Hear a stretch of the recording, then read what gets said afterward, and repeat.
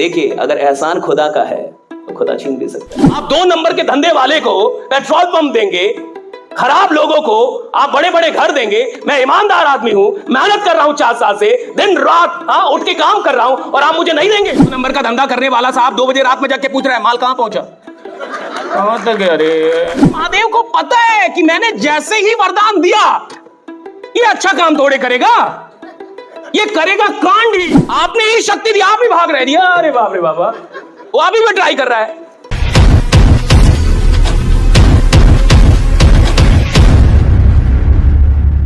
अगर ईश्वर आपको कुछ देता है जिसके लायक आप नहीं हैं, तो आपको तुरंत अलर्ट हो जाना चाहिए कि मैं खुद को उसके लायक बना लूं।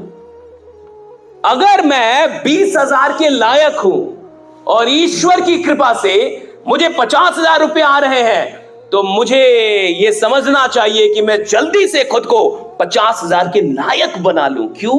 क्योंकि जिसके लायक आप नहीं हैं, वो चीज ब्रह्मांड एक दिन आपसे छीन लेता है। Right? If you don't deserve, but even though you have been given something, the universe will take it away from you.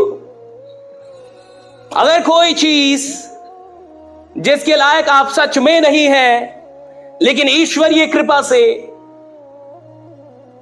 आपको वो चीज मिल गई और फिर भी आपने खुद को लायक नहीं बनाया, तो याद रखिएगा, जिन चीजों के लायक आप नहीं होते, वो एक ना एक दिन आपसे छीन ली जाती है। राइट? चाहे वो अमीरी हो, प्रसिद्धि हो, कोई भी चीज हो, वो छीन ली जाएगी आपसे। हम क्यों सीखते हैं, हम क्यों सुनते हैं, हम क्यों किताबें पढ़ते हैं, हम क्यों ट्रेनिंग में आते हैं? ताकि खुद को लायक बनाते जाए। लीडर वो है जो अपने आप को ऐसे इंप्रूव करे कि उसे हमेशा ये लगे कि मुझे जितना मिल रहा है कम है।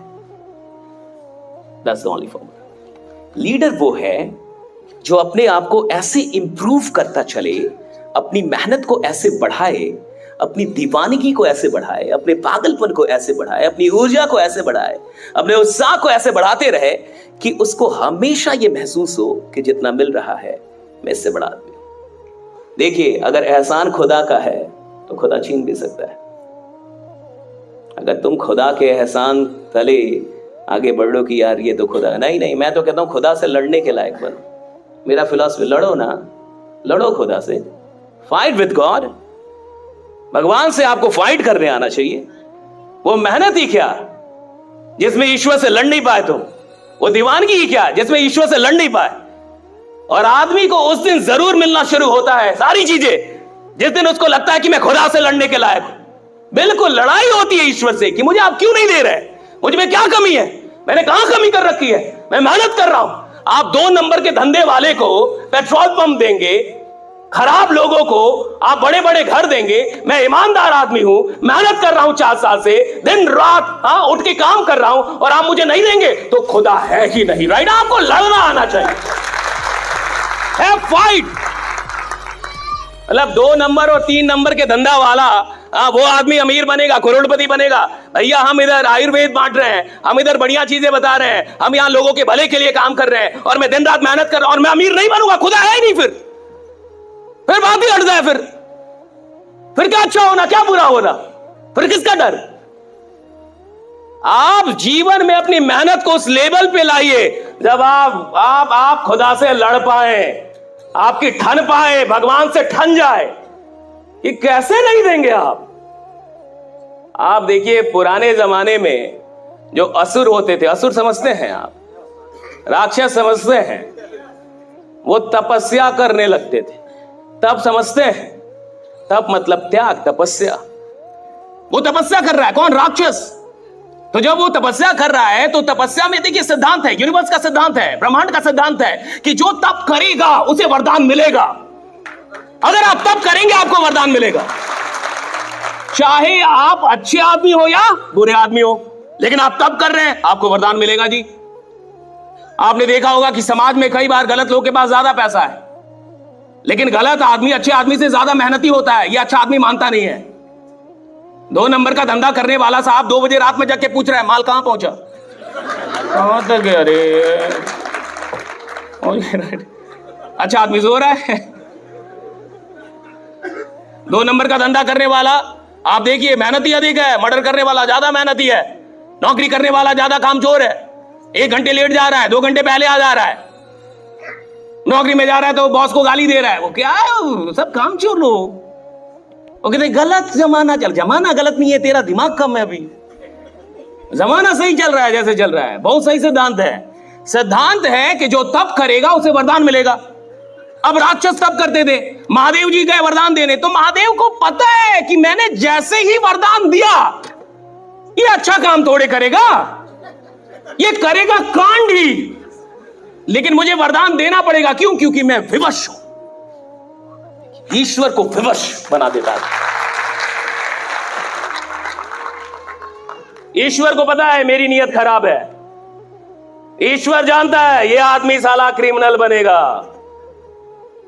ईश्वर को पता है ये दुनिया को बेचैन कर देगा, ये ठीक आदमी नहीं है, इसका दिमाग सही नहीं है, नीयत बढ़िया नहीं है। ईश्वर सब कुछ जान रहा है, फिर भी मुझे शक्ति देनी पड़ रही है। क्यों? मैंने विवश किया। क्या? तप, तपस्या, मेहनत। आप देखिए राक्षस के बारे में एक एक बात क्लियर थी कि ये करेगा कांडी, फिर भी वरदान देना पड़ता था। और कई बार गड़बड़ वरदान दे दिया कि जैसे आपने सुना होगा भस्मासुर, कि जिसके ऊपर हाथ रखेगा वो मर जाएगा। तो कहा कि ठीक है, शिव ने वरदान दे दिया, वो शिव पे ही ट्राई करने लगा कि महादेव पे ही थोड़ा ट्राई कर। महादेव भागने लगे, महादेव भाग रहे हैं भाई। अब इमेजिन कीजिए, महादेव भाग रहे हैं, आपने ही शक्ति दी, आप ही भाग रहे हैं। अरे बाप रे बाबा, वो अभी भी ट्राई कर रहा है कि एक बार महादेव पे ही ट्राई कर लूं कि सही से ये धंधा चलेगा कि नहीं मेरा आगे। हाँ, ज्वाइनिंग आ रहा है कि नहीं। हाँ, एक प्लान महादेव को दिखा देता हूं। हाँ, महादेव को प्लान दिखा रहा है, महादेव भाग रहे हैं भाई।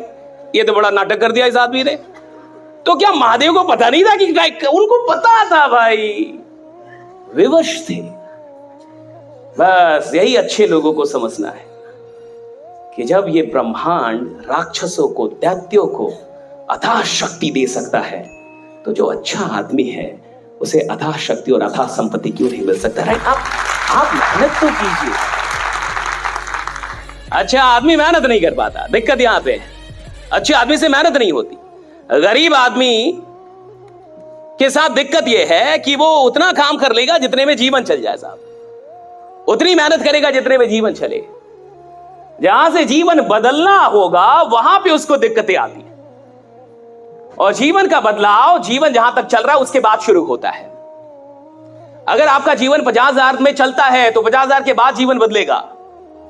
अगर आपका जीवन 2 लाख में चलता है तो 2 लाख के बाद वाले आमदनी से जीवन बदलेगा। जीवन बदलता वहां से है जहां तक जीवन चल रहा है, वहां के बाद बदलेगा।